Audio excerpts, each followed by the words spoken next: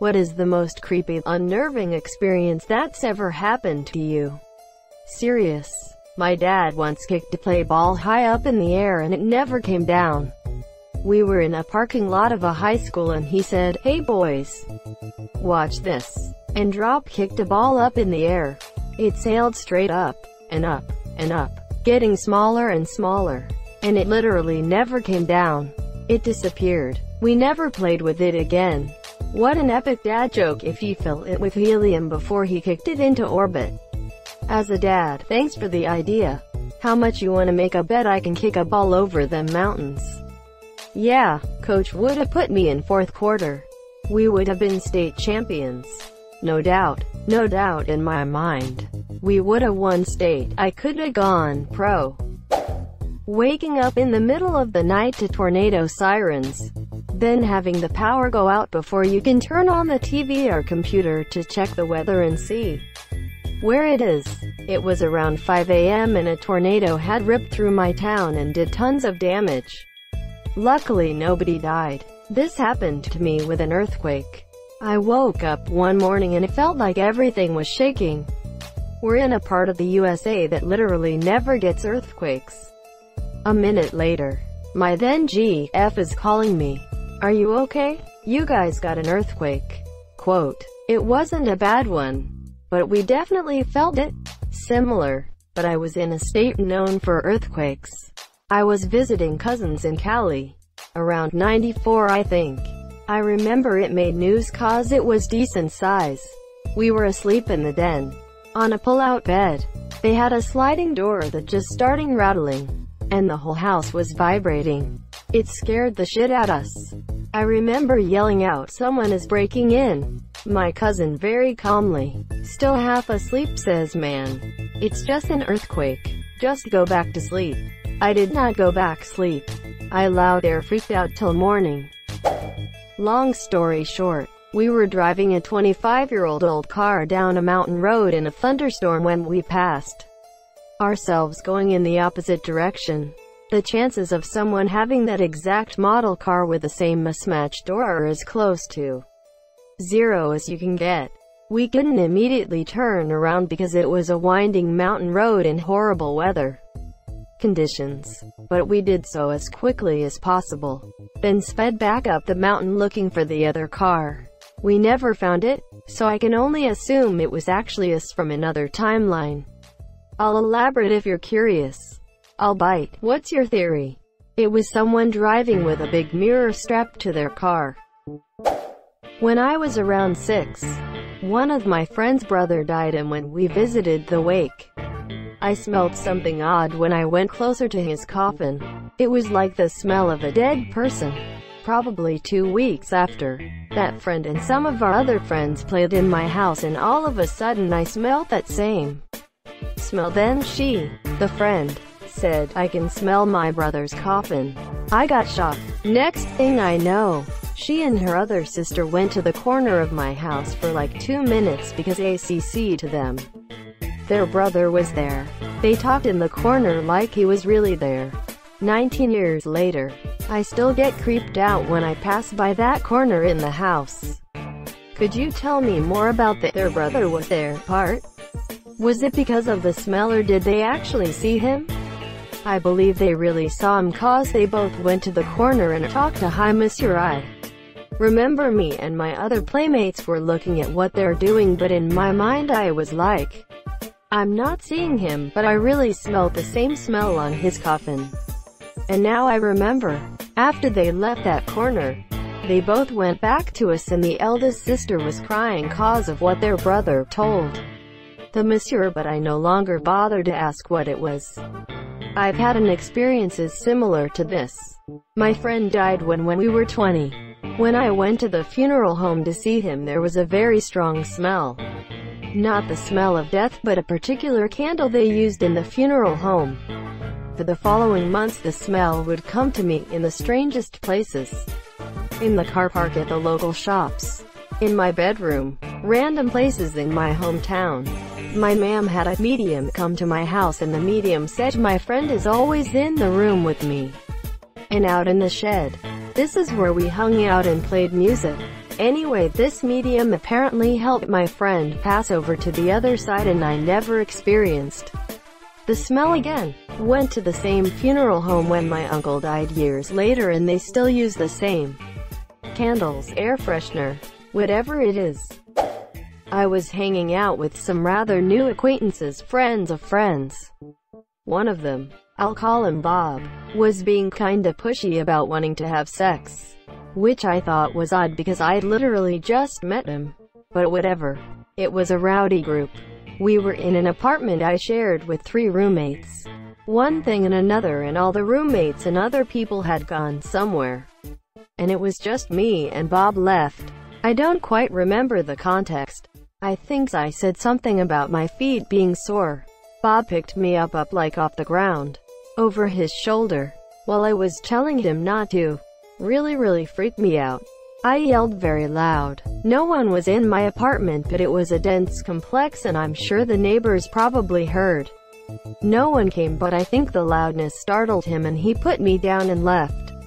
Never saw him again. I think he was just joking around and would probably not have raped me or anything. But it's seriously unnerving. I'm pretty short and small and he was a big guy. And it was such an icky, helpless feeling. You did the right. The way he was acting was all red flags. Glad you screamed for help. God, know what could have happened. Yeah, no, even joking around. That's not okay, but I doubt he was. There's no way he was ignorant of the size difference between you and the fact that you were alone. And he could overpower you. Add to that the fact that you said no and he continued. So glad you made a racket and scared him off. Also glad you never saw him again. Fucker. I was about 13 and I had really bad paranoia. I would tell my parents and friends about it, but friends laughed at me and my parents thought I was just being a pussy. One day I was home alone and whenever I was home alone I heard footsteps coming from downstairs. I knew it was in my head so I tried to keep it in the back of my head. One day though I heard footsteps walking around at the bottom of the stairs. My room is at the top of the stairs.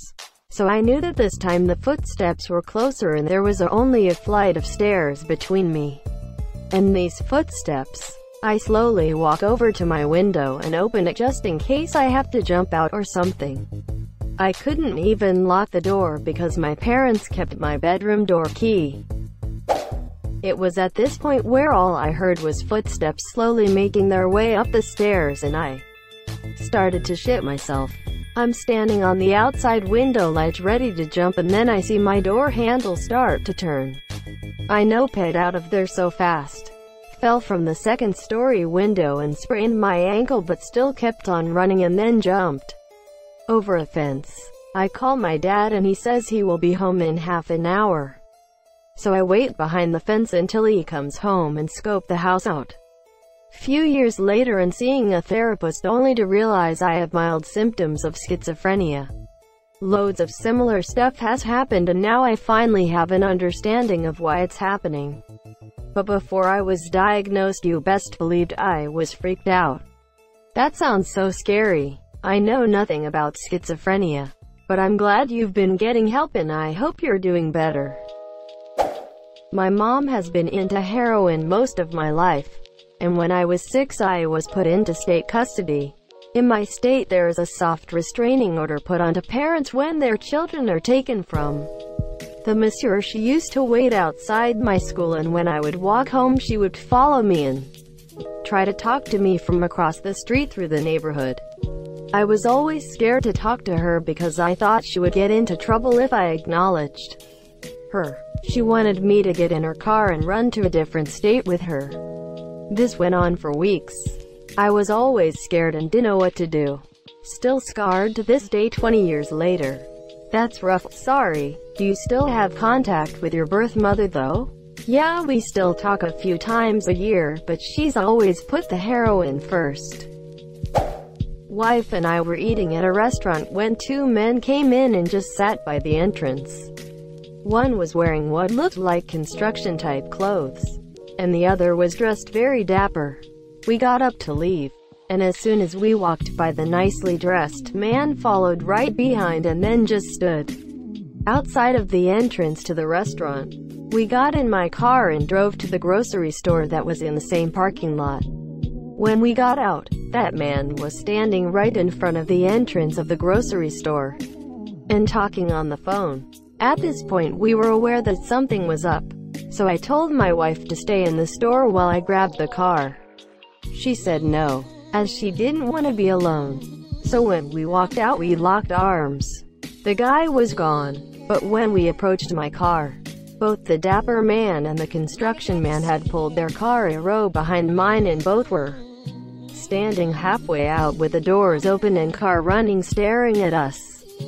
I walked my wife to the passenger side, then stared at them as I walked around the back and pulled my shirt over my pistol so that they could see it. Conceal carry permit. They did, and immediately shut their doors and backed out. We called the police to tell them what had happened, and they sent out a unit to patrol the parking lot for a few days. It might seem like an overreaction to some, but at the time we lived in the sex trafficking capital of America. So, you scared the village people away? A few years ago, I woke up in the middle of the night because of an explosion. It was so loud that you could feel the vibrations of it on the ground, on the walls in my room. My dad heard it as well, and we both, still in PJs, went outside to check what's going on. One of our neighbors did the same, and she didn't know what happened as well. The next day I told my mom, and she said she hasn't heard anything the night.